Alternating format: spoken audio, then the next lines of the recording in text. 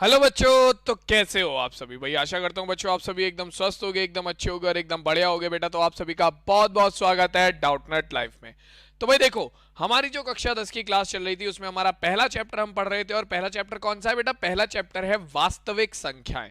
ठीक है। और पहले चैप्टर में अभी तक हम काफी कुछ पढ़ चुके हैं। हम एचसीएफ ज्ञात करना सीख चुके हैं यूक्लिड विभाजन एल्गोरिदम की सहायता से। हम एचसीएफ ज्ञात करना सीख चुके हैं हमारा अभाज्य गुणनखंड विधि की सहायता से। एलसीएम ज्ञात करना सीख चुके हैं हम अभाज्य गुणनखंड विधि की सहायता से। और हमारा एचसीएफ और एलसीएम में क्या संबंध होता है इसके बारे में भी हम जान चुके हैं।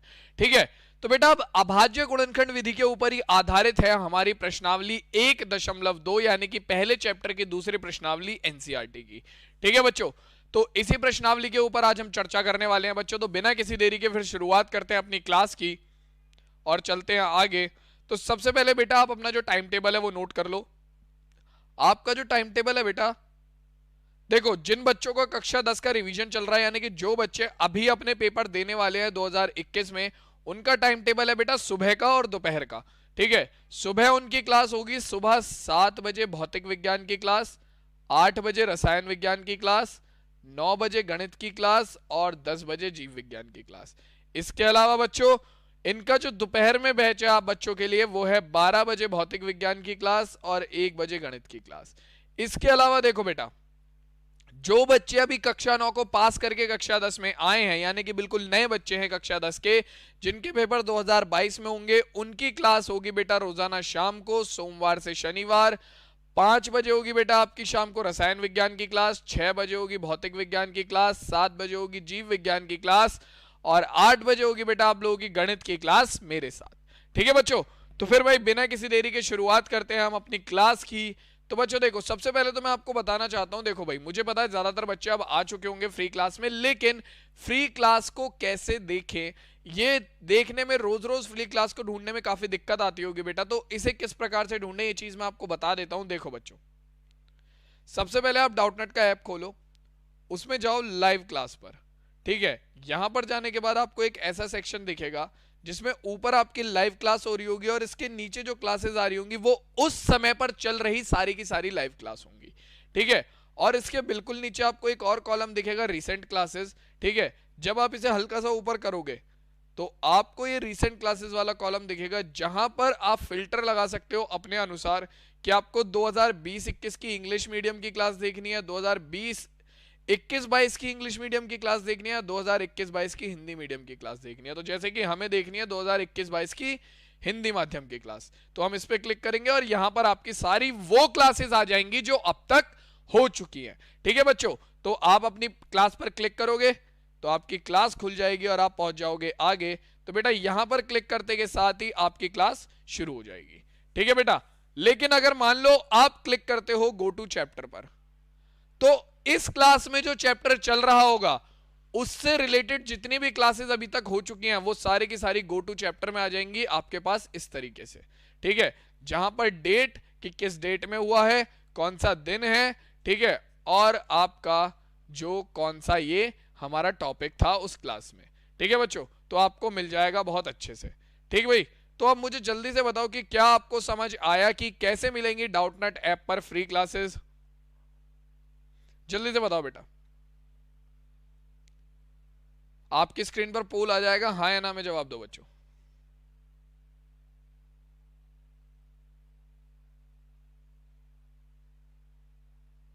चलिए भाई आप सभी के जवाब दर्ज हो चुके हैं। अब आगे चलते हैं बच्चों। तो आज हम देखो क्या सीखने वाले हैं। आज हम देखने वाले हैं हमारी एनसीईआरटी प्रश्नावली 1.2 के महत्वपूर्ण प्रश्न।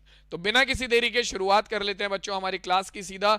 और शुरुआत मैं उसी प्रश्न के साथ करूंगा जो कि मैंने आपको होमवर्क में दिया था। ठीक है। अभाज्य गुणनखंड विधि द्वारा निम्नलिखित पूर्णांकों का एचसीएफ और एलसीएम आपको ज्ञात करना था। तो बेटा काफी सारे बच्चों ने होमवर्क किया है, जिनमें से मैं कुछ का होमवर्क लेकर भी आया हूं। देखो ये रहा। ठीक है। और होमवर्क में मुझे भाई एक चीज देखकर बहुत अच्छी लगी कि अब हर बच्चा बहुत ध्यान से सारी चीजें लिखकर सारे प्रश्नों को हल कर रहा है। तो ये बहुत ही अच्छी और बहुत ही बेहतर चीज है बच्चों। ठीक है। तो भाई ये एक होमवर्क ये है जिसमें इन्होंने घात रूप से, ज्यादातर बच्चों ने मैंने देखा कि सबने घात रूप से प्रश्न हल करा है। ठीक है। सभी ने घात रूप से प्रश्न हल करा है। वो कॉमन लेने वाला प्रश्न तरीका किसी ने नहीं लगाया, सबने घात रूप से प्रश्न हल करा है। ठीक है। यहां पर भी प्रश्न को घात रूप से ही हल किया गया है। ठीक है। लेकिन ये एक बच्ची का वो है जिसने होमवर्क किया है और इसने यहां पर दोनों ही तरीकों से प्रश्न को हल किया है, घात रूप से भी और दूसरा जो कॉमन तरीका है लेने का उससे भी। ठीक है, दोनों ही तरीके से यहां पर प्रश्न को हल किया है। ठीक है बच्चों, तो बहुत अच्छी बात है, आपको बस प्रश्न का तरीका समझ में आना चाहिए। बोर्ड में आप किसी भी तरीके से करके आओ, दोनों ही तरीके बिल्कुल सही हैं। ठीक है, चलो भाई, अब हम चलते हैं सीधा हमारे प्रश्न की तरफ। तो 8, 9 और 25 का हमें एचसीएफ और एलसीएम निकालना है। तो बच्चों देखो, सबसे पहले हम क्या करेंगे, 8, 9 और 25 के अभाज्य गुणनखंड कर लेंगे। तो 8 का अभाज्य गुणनखंड कर लेते हैं। तो भाई देखो, सबसे पहली ऐसी सबसे छोटी संख्या जिससे 8 पूरा पूरा कटता है, तो 2, 2 चौक 8, फिर 2, 2 दूनी 4, फिर 2, तो 2 एकम 2। तो हमारे पास क्या आ जाएगा बेटा, ऐसी सबसे जो 8 का अभाज्य गुणनखंड है वो कितना हो गया, वो हो गया हमारा 2 गुणा 2 गुणा 2। तो 2 गुणा 2 गुणा 2, यह आ गया हमारा 2 की घात 3। ठीक है, अब किसका करते हैं अभाज्य गुणनखंड हम, अब करते हैं 9 का। तो बेटा देखो, 9 का अभाज्य गुणनखंड क्या हो जाएगा, ऐसी सबसे छोटी संख्या जिससे 9 पूरा पूरा कटता है, क्या है सबसे छोटी संख्या ऐसी इससे 9 पूरा पूरा कटता है, 3, 3 तिया 9, 3 से काटो, 3 एकम 3, तो आ गया हमारे पास कितना, 3 गुणा 3। 9 का जो अभाज्य गुणनखंड है वो हो गया 3 गुणा 3 या फिर 3 की घात 2। ठीक है, अब आ जाते हैं भाई अगला 25 पर। किस पर, 25 पर। तो 25 का अभाज्य गुणनखंड क्या होगा, कर लेते हैं भाई 25 का भी अभाज्य गुणनखंड। 25 सबसे छोटी संख्या जिससे 25 पूरा पूरा कटता है, 2 से नहीं कटता, 3 से नहीं कटता, 4 से नहीं कटता, सीधा 5 से कटेगा, 5 पंजे 25। फिर ऐसी सबसे छोटी संख्या जिससे 5 पूरा पूरा कटता है तो वो 5 ही है, तो 5 गुणा 5, तो ये हो गया 5 की घात 2। अब देखो बेटा, एचसीएफ निकालेंगे तो क्या होगा, सबसे पहले हम निकालते हैं एचसीएफ। एचसीएफ, तो भाई देखो, अगर आप एचसीएफ निकाल रहे हो किन्हीं भी संख्याओं का, तो हम क्या देखते हैं उसमें, हम देखते हैं सबसे कम घात, न्यूनतम घात देखते हैं हम, प्रत्येक संख्या की न्यूनतम घात। भाई देखो, यहां पर 2 की घात है 3, ठीक है, लेकिन यहां पर 2 की कोई घात नहीं है, यानी कि 2 की घात क्या है यहां पर, 0। तो हम कौन सी घात लेंगे, सबसे कम वाली, तो 2 की घात 0 गुणा, अब देखो यहां पर 3 की घात है 2, लेकिन यहां पर और यहां पर 3 की कोई घात नहीं है, यानी कि 3 की घात क्या है यहां पर, 0 है। तो सबसे कम वाली लेनी है तो 3 की घात 0 ही आएगी। ठीक है, और यहां पर है 5 की घात 2, लेकिन हमें कौन सी लेनी है, सबसे कम वाली, तो ऊपर और नीचे 5 की कोई घात नहीं है, इसका मतलब क्या है, यहां पर 5 की घात 0 है, तो ये हो गया 5 की घात 0। तो भाई देखो, किसी भी संख्या की घात अगर 0 होती है तो उसका मतलब होता है 1। ठीक है, अगर कोई भी संख्या, अगर मैं 100 की घात 0 या करोड़ की घात 0 भी लिख दूंगा तो उसका मतलब भी क्या होगा, 1। ठीक है, तो यानी कि ये हो गया 1 गुणा 1 गुणा 1, तो हमारे पास एचसीएफ क्या आ गया, एचसीएफ निकल कर आ गया हमारा 1, और ये हमारे इस प्रश्न का पहला उत्तर हो गया। अब एलसीएम की बात करते हैं बच्चों, कि एलसीएम क्या होगा। तो बेटा देखो, एलसीएम में हम क्या लेते हैं, अधिकतम घात। तो यहां पर 2 की अधिकतम घात है 3 गुणा 3 की अधिकतम घात है 2 और 5 की अधिकतम घात है 2। तो हमारा जो एलसीएम आ जाएगा, 2 की घात 3 मतलब 8, 3 की घात 2 मतलब 9 और 5 की घात 2 मतलब 25। तो ये कितना आ गया हमारा, देखो भाई, 8 निम 72 गुणा 25, 25 गुणा 72 करेंगे तो कितना आ जाएगा, 25 दूनी 50 का 0, हासिल को गया 5, 25 से कम 25, 25 दूनी 50, 25 तिया 75, 25 चौका 100। तो बेटा ये आ जाएगा हमारा 25 सत्ते 175, 175 और 5 कितना हो जाएगा बेटा, 175 और 5 हो जाएगा 180। तो ये आ गया हमारा एलसीएम 1800। तो बेटा एचसीएफ आ गया 1 और एलसीएम आ गया 1800।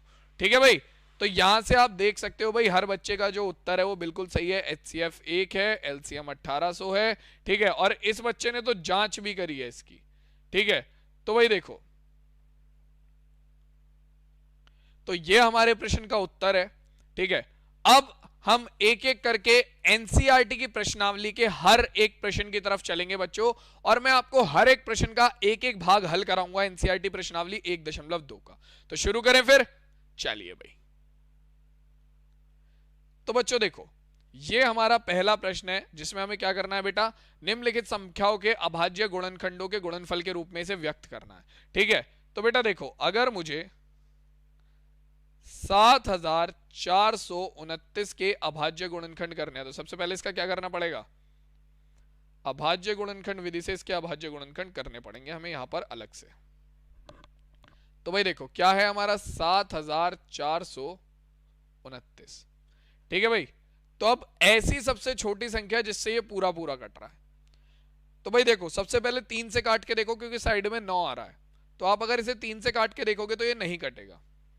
ठीक है, उसके बाद किससे काट के देखते हैं इसे, उसके बाद बेटा चलो इसे हम काट के देखते हैं 7 से, तो आप इसे 7 से भी काटोगे तो भी ये नहीं कटेगा, तो ये जिस संख्या से कटेगा वो है 17। ठीक है, आप इसे 17 से काटोगे तो ये कितना आएगा बेटा, 17 चौका 68। ठीक, कितना बचा हमारा, ये बचेगा 6 बचा।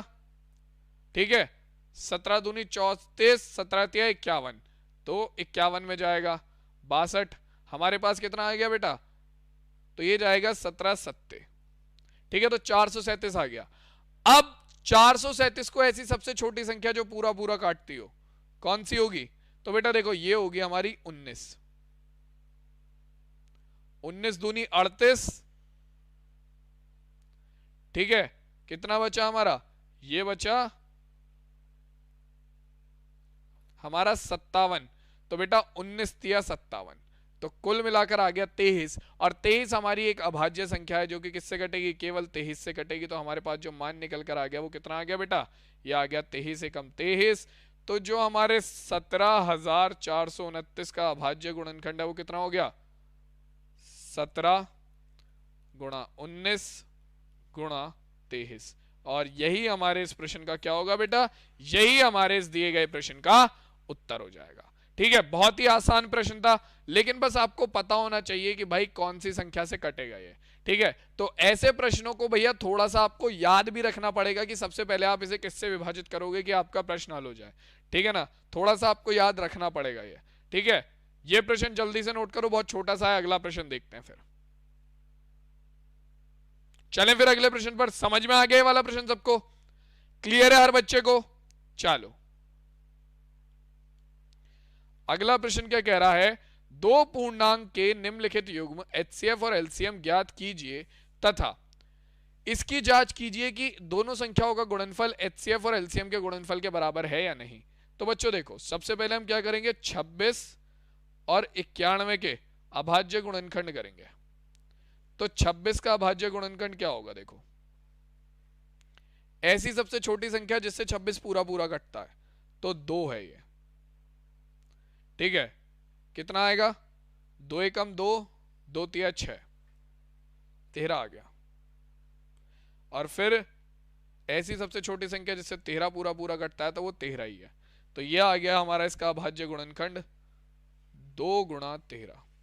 अब 91 का अभाज्य गुणनखंड कर लेते हैं बेटा, तो ये कितना आएगा, सबसे छोटी संख्या जिससे 91 पूरा पूरा कटता है तो 3 नहीं है, ये होगी हमारी 7।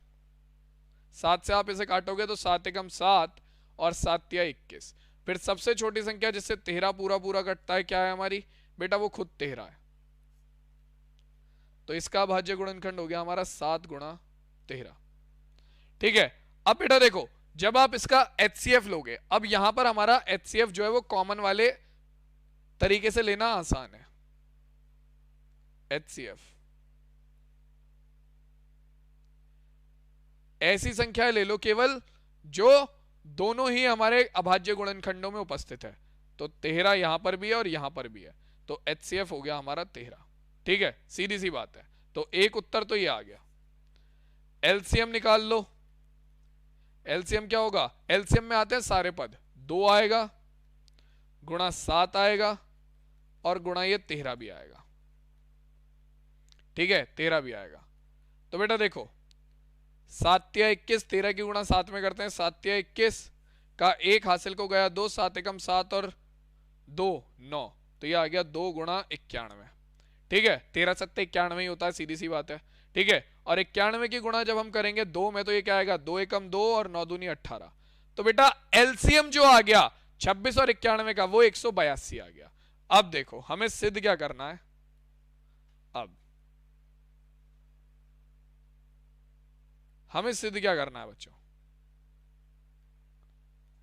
हमें सिद्ध ये करना है कि एलसीएम 26 और 91 का गुणा एचसीएफ 26 और 91 का बराबर किसके होगा बेटा, 26 गुणा 91 के। ये चीज हमें सिद्ध करनी है। तो एलसीएम हमारा कितना आया बेटा, एलसीएम आया 182 गुणा एचसीएफ हमारा कितना आया बेटा, एचसीएफ आया हमारा 13। तो क्या ये बराबर होगा हमारा 26 गुणा 91 के, तो ये चीज हमें पता करनी है। तो भाई देखो इसे हल करते हैं, इधर इसकी गुणा करके देख लेते हैं भाई। 26 गुणा 91 करके देखो कितना आएगा, 6 एकम 6, 9 6 54 गुणा 2 एकम 2, 9 दूनी 18। तो 6 4 2 6, ठीक है, 8 और 5 13 का 3 हासिल को गया 1, तो ये आ गया बेटा 2366। तो इधर तो आ गया 2366, और जब आप गुणा करोगे किसकी, 182 की 13 में, तो क्या आएगा, 13 दूनी 26, सॉरी 3 दूनी 6, 3 अट्ठे 24 का 4 हासिल को गया 1, 3 एकम 3 और 2 5 गुणा 2 8 1, जोड़ेंगे तो क्या आएगा 6 6 8 और 5 13 का 3 हासिल को गया 1 और 2। तो बेटा ये भी आ गया कितना, 2366। यानी कि हमारा देखो जो LHS थी, यानी कि हमारा LCM और HCF दोनों संख्याओं का जो LCM और HCF का गुणनफल था वो किसके बराबर हो गया, उन दोनों संख्याओं के गुणनफल के बराबर आ गया। यही चीज हमें सिद्ध करनी थी। LHS बराबर आ गया हमारा RHS के, और यही बेटा हमारे इस प्रश्न का उत्तर हो जाएगा। ठीक है, तो जोड़ने घटाने पर बहुत ज्यादा ध्यान रखना, कहीं गलती ना हो गुणा वगैरह करने में, कैलकुलेशन में, तो आपके ये प्रश्न करना बहुत ही ज्यादा आसान है। ठीक है बच्चों, ये वाले प्रकार के प्रश्न भी कर लोगे अब सारे। चलो भाई अब अगला प्रश्न देखते हैं क्या कह रहा है हमारा। तो बच्चों देखो ये प्रश्न कह रहा है किसी खेल के मैदान के चारों ओर एक वृत्ताकार पथ है। ठीक है, इस मैदान का चक्कर लगाने में सोनिया को 18 मिनट लगते हैं। ठीक है, जबकि इसी मैदान का चक्कर लगाने में रवि को 12 मिनट लगते हैं। ठीक है, तो मान लीजिए वे दोनों एक ही स्थान और एक ही समय पर चलना प्रारंभ करते हैं, तो एक ही दिशा में चलते समय वे कितने समय बाद वे पुनः प्रारंभिक स्थान पर मिलेंगे। ठीक है, तो भाई देखो भाई एक ही समय पर चलने के बाद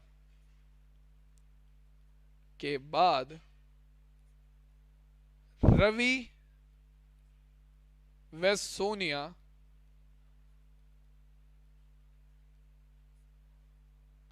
सोनिया पुनः प्रारंभिक स्थान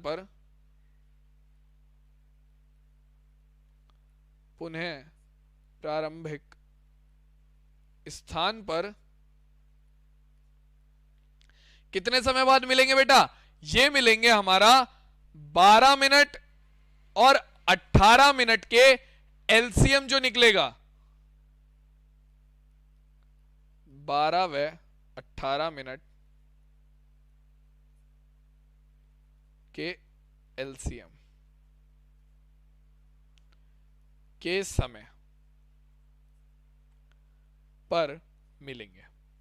तो यानी कि अगर आपको समय निकालना है तो आपको क्या करना पड़ेगा, 12 और 18 का एलसीएम निकालना पड़ेगा। तो भाई देखो ये प्रश्न पढ़ने में जितना बड़ा लग रहा था ये प्रश्न उतना ही आसान है। तो भाई देखो 12 और 18 का एलसीएम निकालना कोई बड़ी बात नहीं है। सबसे पहले इनका अभाज्य गुणनखंड कर देते हैं हम।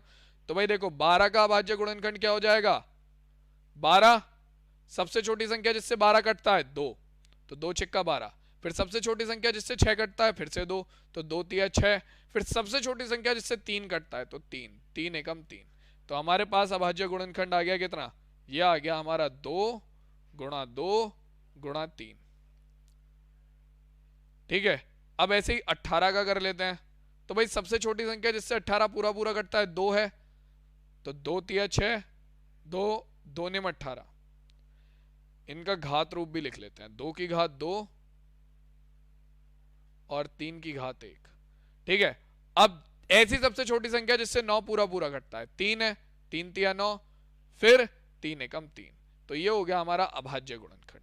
तो 2 गुणा 3 गुणा 3। ठीक है, यानी कि 2 की घात 1 गुणा 3 की घात 2। अब देखो बच्चों, हमारा एलसीएम क्या हो जाएगा, एलसीएम 18,12 का क्या एलसीएम निकल कर आएगा बेटा। अब देखो हमने क्या बताया आपको, मैंने आपको यह बताया है कि हर बार क्या लेते हैं, हर बार अधिकतम घात लेते हैं। तो भाई यहां पर देखो, यहां पर 2 की घात है 2 और यहां पर है 2 की घात 1, तो ज्यादा कौन सी है, 2 की घात 2 ज्यादा है, तो यह आ गया 2 की घात 2 गुणा, यहां पर है 3 की घात 1 और यहां पर है 3 की घात 2, तो कौन सी घात ज्यादा है, 3 की घात 1 या 3 की घात 2, तो सीधी सी बात है 3 की घात 2, तो ये आ गया 3 की घात 2। तो 2 की घात 2 का मतलब बेटा कितना हो गया, 4 गुणा 3 की घात 2 का मतलब क्या हो गया, 3 तिया 9। तो भाई 9 गुणा 4 कितना हो जाएगा, 9 चौक 36। तो बेटा ये हमारे इस प्रश्न का क्या आ गया, एलसीएम आ गया। तो इसका मतलब क्या है बेटा, 36 मिनट बाद,